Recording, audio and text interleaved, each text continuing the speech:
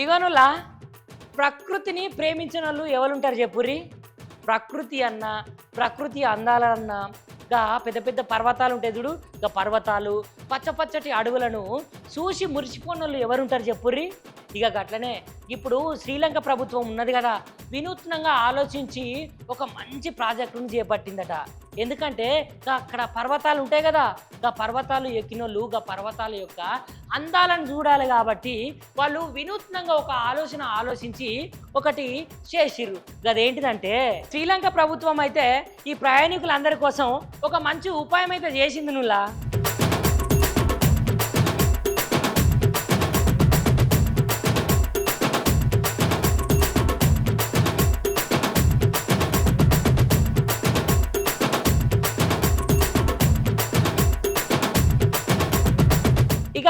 ఇక observation carriage పేరుతోటి ఇక శ్రీలంక ప్రభుత్వము రైల్వే బోగీలను తయారు చేసింది. ఇక ఈ రైల్వే బోగీలనట సీట్లు ఉండయట.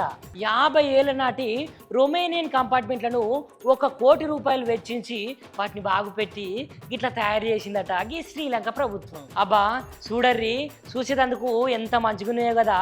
ఇక జనాలు కూడా చూస్తే ఎంత సంతోషపడతారో.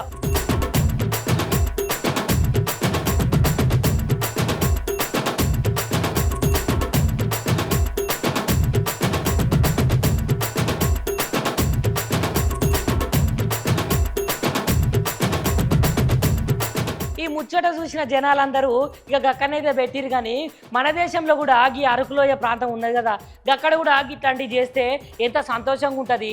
జనాలందరూ మంచిగా పోయి ఎంజాయ్ చేసి వస్తారు కదా అని చూసిన వాళ్ళందరూ అనబట్టే.